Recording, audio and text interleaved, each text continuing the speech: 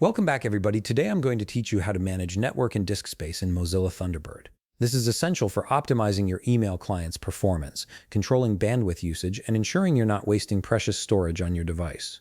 Let's jump right in and get your Thunderbird running smoothly. First things first, open your Thunderbird application on your computer.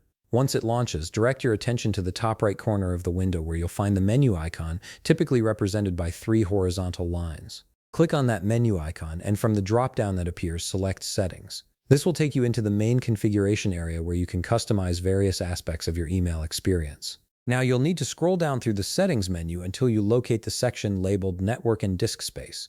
This is where all the magic happens for managing how Thunderbird uses your internet connection and stores data locally. Take your time scrolling, as there are quite a few options in the Settings panel. Once you've found the Network and Disk Space section, focus on the Connection area first. You'll notice a Settings button beside the word Connection. Go ahead and click on that Settings button. A dialog box will pop up with several proxy configuration options. What you want to do here is click the radio button next to Auto Detect Proxy Settings for this network. This allows Thunderbird to automatically identify and use the correct proxy settings for your network environment, which is especially helpful if you're on a corporate or shared network. After selecting that option, click OK to save your changes and close the dialog. Next up, let's tackle the offline settings. Still in the Network and Disk Space section, look for the Offline area and click the Offline button beside it. This opens another set of options that control how Thunderbird behaves when you're not connected to the internet. First, under Manual State when starting up, click the radio button next to Ask Me for Online State. This gives you control over whether Thunderbird starts in online or offline mode each time you launch it. Moving down in that same dialog, you'll see Send Unsent Messages when going online. For this option, select No.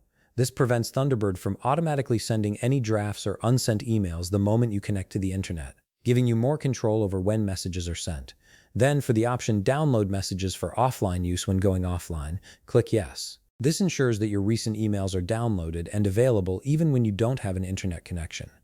Once you've configured these settings, click OK to apply them. Now, let's shift our focus to disk space management, which helps control how much storage Thunderbird uses on your computer. You should see a section labeled Disk Space right there in the same settings area. The first thing you'll want to do is check the box next to Override Automatic Cache Management. This gives you manual control over how much space Thunderbird can use for caching email data. Once that's checked, you'll see a field where you can input a specific amount of megabytes for the cache. For example, you might type in 512 if you want to limit it to 512 megabytes. This prevents the cache from growing too large and eating up valuable disk space. Finally, look for the option that says Compact All Folders when it will save over MB in total. This feature automatically cleans up and compresses your email folders. When doing so would free up a certain amount of space. Input a megabyte value that makes sense for your needs. This ensures your Thunderbird database stays lean and efficient over time. And that's it. You've successfully configured the network and disk space settings in Mozilla Thunderbird, giving you better control over performance and storage. If you found this video helpful, please leave a like, subscribe, and see you in the next video.